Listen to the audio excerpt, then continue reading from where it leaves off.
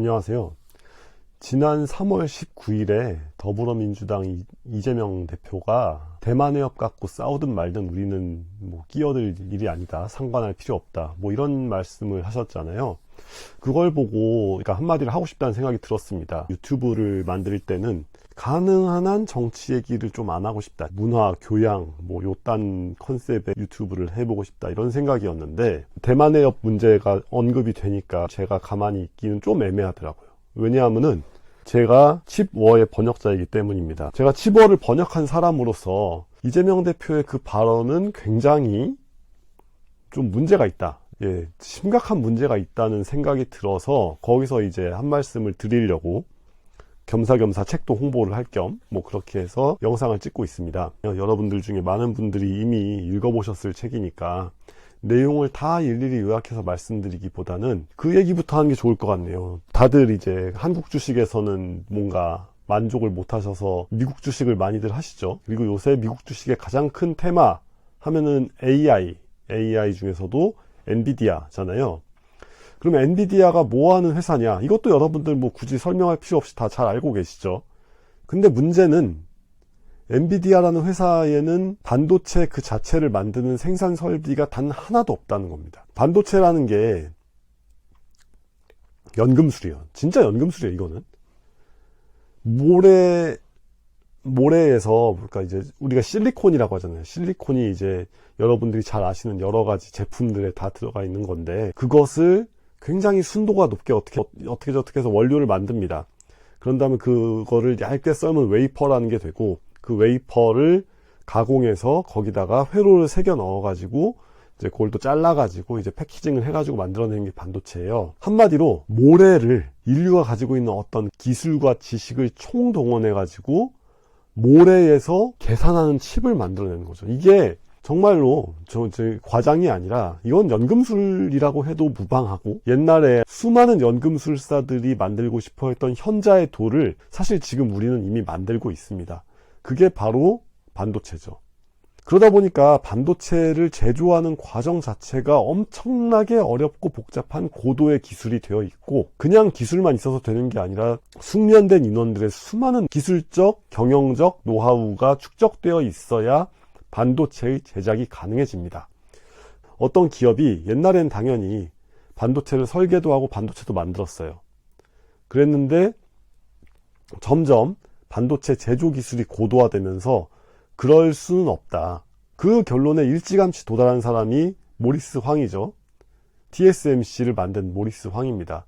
원래 텍사스 인스트루먼트 출신이었다가, 텍사스 인스트루먼트도 반도체 설계도 하고 반도체 제조도 하는 회사였는데, 거기 있다가 이제 슬슬 돌아가는 걸 보니까 기술적으로 여러 가지 요건들이 충족이 되어가고 있고, 이 요소들을 놓고 볼 때 우리는 설계를 해서 남들이 그 설계도를 갖고 오면 거기에 맞춰가지고 반도체를 제조만 해주는 그런 회사를 만들면 되겠다라는 생각을 하고, 처음에는 미국에서 회사를 만들어 보려고 했어요.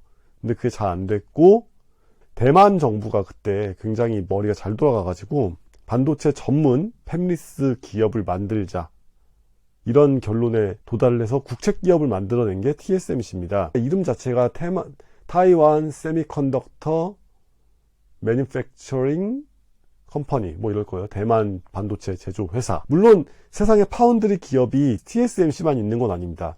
삼성도 파운드리를 하고 있고, 하이닉스도 파운드리를 하고 있고, 여기저기서 파운드리를 하고 있어요. 그런데 TSMC만큼 어려운 반도체를 잘 만들어주는 회사가 세상에 없기 때문에, 그리고 삼성은 자신들이 칩을 설계도 하고 가전제품도 만들고 반도체도 만들기 때문에 이제 고객들 입장에서는 가급적이면 그런 야심 같은 게 하나도 없이 그냥 우리가 주문하는 칩만 만들어주는 TSMC를 좀 선호할 수밖에 없거든요. 이 요소들이 결합되면서 TSMC가 반도체 제조의 원탑 자리를 지키고 있습니다. 여기까지는 사실 세상 돌아가는 문제에 관심 많으신 분들이라면 다들 아실 얘기예요. 제가 번역한 책 칩워는 그 돌아가는 전개와 내막을 아주 잘 설명하고 있습니다. 반도체라는 과학적, 기술적 요소에 집중하지 않고, 저자 크리스 밀러 본인부터가 역사 전공자죠. 기본적으로 이 사람은 역사학자의 관점에서 반도체라는 것을 바라보고 그것이 전략물자로서 가지고 있는 중요성, 20세기 후반의 소비 문화를 이끌어왔던 핵심 상품이라는 그런 점들을 막 얘기를 하는 거예요. 그러니까 대만 해협에서의 갈등이 우리에게 뭐가 의미가 있냐, 아무 상관없다, 이런 얘기가 여러 가지 층 위에서 볼 때 다 잘못됐다고 얘기할 수 있습니다. 첫 번째로는 대만하고 중국하고 진짜 싸움이 났다고 가정을 해보세요. 그래서 뭐 중국이 대만에다가 뭐 해상 봉쇄를 하고 있다, 중국이 진짜 대만을 상대로 어떤 무력 행동을 시작했다 가정한다면, 첫째, 전 세계 반도체 공급망이 일순간에 올스탑됩니다. 근데 그게 뭘 의미하냐, 삼성과 하이닉스가 어부지리를 얻는다고 생각할 수 있지만 그 어부지리를 얻는 시점은 너무도 나중의 일이고, 당장 우리에게는 굉장히 큰 경제적 충격이 닥쳐올 수밖에 없어요. 전 세계 경제가 지금 다 하나의 어떤 거대한 네트워크로 묶여있기 때문에, 마치 코로나가 빵 터졌을 때 한국은 이제 좀 대응을 빨리빨리 해가지고, 한국인들이 원래 그렇죠, 막 빨리빨리 대응을 해가지고 최대한 GDP에 영향을 안 받고 지나간 편에 속해요. 그럼에도 불구하고 다른 나라들이 워낙 엉망진창이었기 때문에 우리한테도 큰 피해가 왔지 않습니까? 그런 식으로 우리도 대만이 어떤 모종의 사건을 겪고 있을 경우에 그 피해를 안 입을 수 없다. 그리고 두 번째, 이게 좀 더 직접적인데, 우리가 가장 중요한 자원이 뭘까요? 물론 뭐 지금 반도체 얘기 실컷 하고 있었지만 어쨌건 가장 중요한 자원은 석유죠.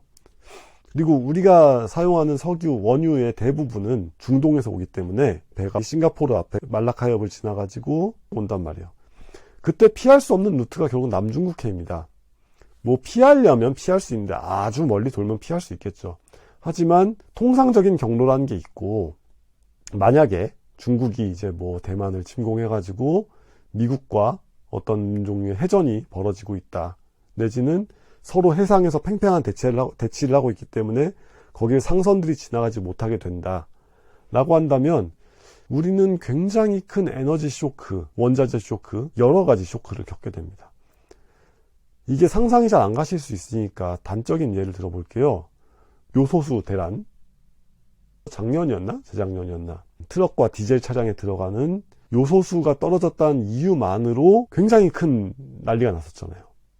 왜냐하면 트럭들이 안 움직이면 물류가 멈추고, 물류가 멈추면 굉장히 큰 곤란을 겪게 되니까 온 나라가. 그런데 단순한 요소수 정도가 아니라 그냥 석유 그 자체가, 원유 그 자체가 안 들어온다, 혹은 들어와도 예전보다 가격이 갑자기 높아질 수밖에 없는 거는 절대 남의 일이 아닌 겁니다. 굉장히 큰 충격으로 다가올 수밖에 없고, 갑자기 우리나라도 졸지에 전시체제에 놓이게 된단 말이에요. 세 번째, 대만 해협에서 무력 충돌이 발생해서 미국이 개입할 경우에 그게 남의 일이냐? 아니죠. 왜냐하면 우리는 미국과 동맹국이잖아요. 한미동맹이라는 게 우리를 지켜주기 위해 미국이 무조건적이고 일방적인 헌신을 하는 게 아니라 얼라이언스지 않습니까? 우리가 오산에도 공군기지가 있고 평택에 세계 최대의 기지가 있고, 그 미군 기지와 병력들이 우리에게 있는 이유는 북한으로부터의 위협을 막아주는 것도 있지만 어쨌건 미국의 세계 전략과 관련되어 있고, 그거를 반미주의자들은 싫어할 수도 있겠지만 우리가 미국 중심의 세계 질서 속에서 세계 최빈국에서 10위권 정도 되는 선진국으로 도약하게 된 게 사실이지 않습니까? 다시 책 얘기로 돌아가면 치보에서 진짜 그 얘기를 하고 있어요. 처음에는 미국의 반도체 개발의 역사를 막 하면서 소련 얘기가 또 나오고, 이 사람이 원래 소련 전공자거든요. 그래서 소련 얘기가 나오다가 결국에는 가는 곳이 동아시아 문제입니다. 대만 문제예요. 왜 대만과 한국이 반도체 생산의 중심국이 되었나? 한국이 대만과 더불어 세계 반도체 생산의 핵심 거점이 되었던 것 자체가 미국의 영향권에 속한 나라라는 것과 절대 떼어놓을 수 없는 현상이라는 겁니다. 원래는 일본이 세계 반도체 공장과 전자제품 공장 역할을 다 하고 있었지만, 너무 이렇게 고개를 들다가 뒤통수를 맞아버렸죠. 그래서 원래 주제로 돌아가면, 저는 지난번 대선에서 영차이로 당선되지 못했던 대선주자급 정치인이 대만 해협 문제를 남의 일처럼 얘기하는 게 어떻게 가능한지 잘 모르겠습니다. 저의 상식으로는 이해하기가 굉장히 어려운 주장이고요. 대만 해협에서 발생하는 문제는 절대 남의 문제가 아닙니다. 그것은 북한이 포를 쏘는 것만큼이나 구체적이고 직접적인 우리의 문제예요. 왜냐하면 대한민국은 이 한반도 남쪽에 이 땅덩어리 하나에 국한된 나라가 아니기 때문에 그렇습니다. 우리도 글로벌 미들파워 정도는 되고 경제력, 특히 특정 분야에서의 생산력을 놓고 본다면 굉장히 중요한 나라예요. 그 중요한 나라의 존립에는 비슷하게 반도체 생산 기지로서의 위치를 점하고 있는 대만이라는 나라의 중요성도 함께 생각하지 않을 수 없다는 겁니다. 저는 이재명 대표를 지지하지는 않지만 그를 지지하는 분들에게는 뭐 여러 가지 이유가 있을 수 있다고 생각하거든요. 근데 그런 거랑은 별개로 그런 발언, 그러한 종류의 세계 인식, 그러한 방식의 표현 등에 대해서는 지지자 여러분들이 먼저 이건 좀 아닌 것 같다 이렇게 말씀하시는 건 좀 곤란한 것 같습니다. 이런 메시지를 좀 더 전달을 해주셔야 된다고 생각해요. 그래야 정치가 바뀌겠죠. 모든 제품의 퀄리티는 결국엔 소비자가 결정하는 거 아니겠습니까? 정치라는 상품의 가장 중요한 특징 중에 하나는 피드백에 반응할 수밖에 없다는 거거든요. 저는 오히려 지지자인 분들이야말로 아니다, 대만 해협 문제는 우리의 문제가 맞다 라는 말씀을 많이 해주셨으면 좋겠다. 그런 면에서 제가 번역한 크리스 밀러의 칩 월을 읽어주시면 좋겠다. 이런 얘기입니다. 감사합니다.